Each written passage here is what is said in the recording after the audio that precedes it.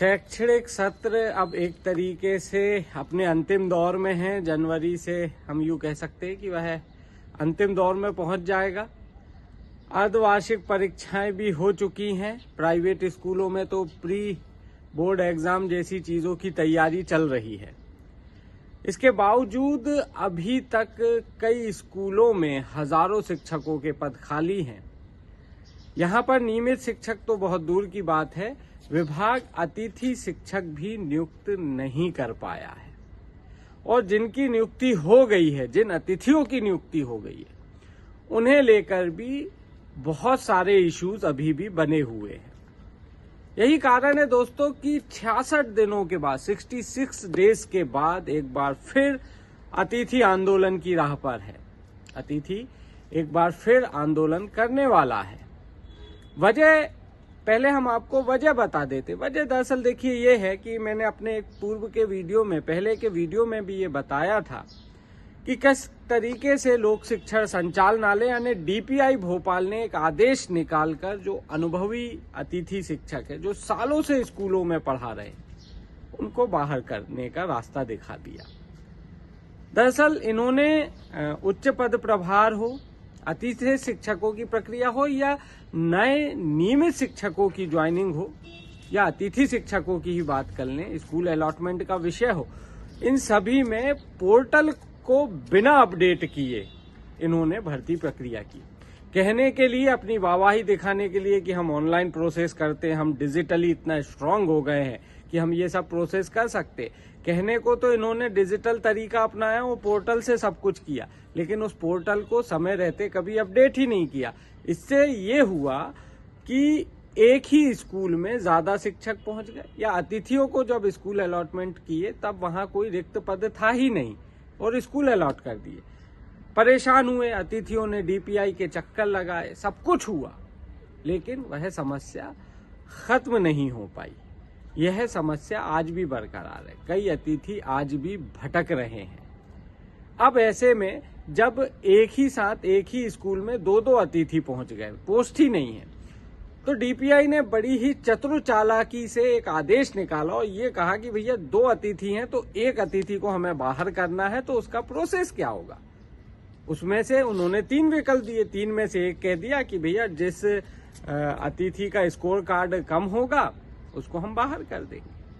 लेकिन इस score card में पहली बार नया प्रयोग किया। वो नया प्रयोग था पात्रता परीक्षा के 30 अंक जोड़ना। पहले ये नहीं था। पहले जिन्होंने 18-19 में 3 महीने काम किया उनको बोनस के 25 अंक मिलते थे। बच्चे जो लोग थे उनको 4 अंक प्रति वर्ष के हिसाब से दे दिए जाते थे।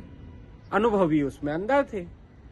अब अतिथि शिक्षकों ने यह मांग करी कि भैया आप ये 25-4 ये सब हौच पौच हो रहा है, खिचड़ी मच रही है, एक सिंपल सा निकालिए, 10 अंक प्रति वर्ष दे दें, जिससे जो सीनियर हो वो इस व्यवस्था में बने रहे।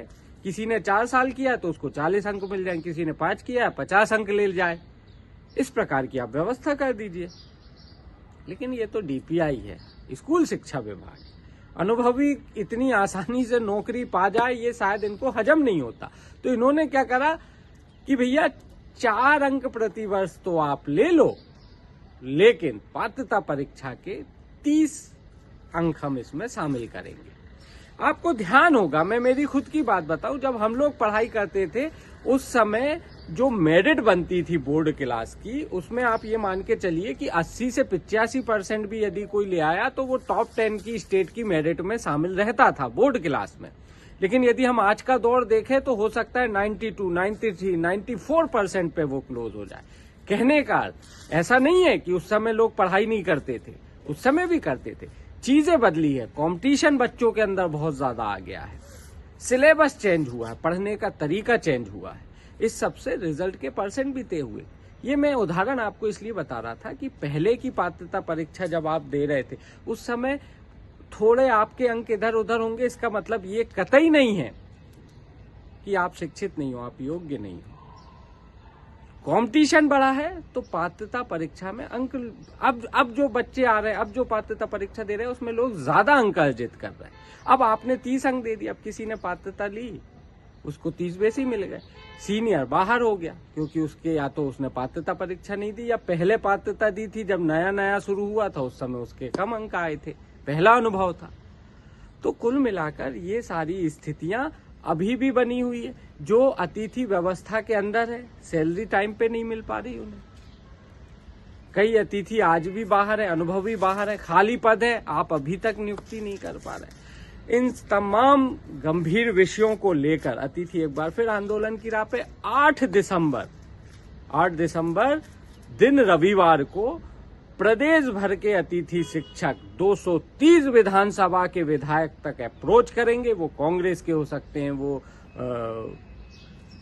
बीजेपी के हो सकते हैं, वो किसी भी दल के हो सकते हैं। 230 विधानसभा, भाजपा, कांग्रेस, कोई भी विधायक हो, उन विधायकों तक अतिथि पहुंचेंगे, ज्ञापन देंगे कि आप हमारी समस्याओं का निराकरण करें। इसके अलावा ये समय इसलिए सही है क्योंकि आप सब जानते हैं 16 दिसंबर से विधानसभा का शीतकालीन सत्र शुरू हो रहा है। यदि सब कुछ अच्छा रहा तो मैं तो ये मानता हूं कि अतिथियों की आवाज इस बार विधानसभा के अंदर गूंजने वाली। उसका कारण यह है दोस्तों कि अतिथियों को लेकर महापंचायत में जो घोषणाएं हुई हैं, उन घोषणाओं पे गवर्नमेंट क्या कर रही है, उसकी सोच क्या है, उसकी रणनीति क्या है, इसे लेकर भर भर के क्वेश्चन लगे हैं। और 16 दिसंबर से शीतकालीन सत्र शुरू हो रहा है। सब कुछ सही रहा तो 18 दिसंबर वो डेट है जिस पर इस विषय का जवाब सरकार को सदन में देना है। और ऐसे में यदि लॉटरी सिस्टम होता है, बहुत सारे क्वेश्चन होते हैं, एक दिन में हजारों क्वेश्चन लगते हैं, सैकड़ों क्वेश्चन लगते हैं, तो लॉटरी होता है। हो सकता है लॉटरी में यदि अतिथि से संबंधित ये प्रश्न उसमें आ गया तो सदन के अंदर संबंधित विधायक इस प्रश्न को पूछेगा और सरकार को इसका जवाब देना पड़ेगा। अब क्या होता है ये विधानसभा के शीतकालीन सत्र के दौरान पता चलेगा। इस पूरे मामले में हमारी लगातार नजर बनी हुई, जुड़े रहिए हमारे साथ। और अब तक यदि आपने हमारा YouTube चैनल बेबाक बात सब्सक्राइब नहीं किया तो वो जरूर कर लीजिए ताकि आपसे ही जुड़े ऐसे ही कंटेंट समय पर आपको मिलते रहें।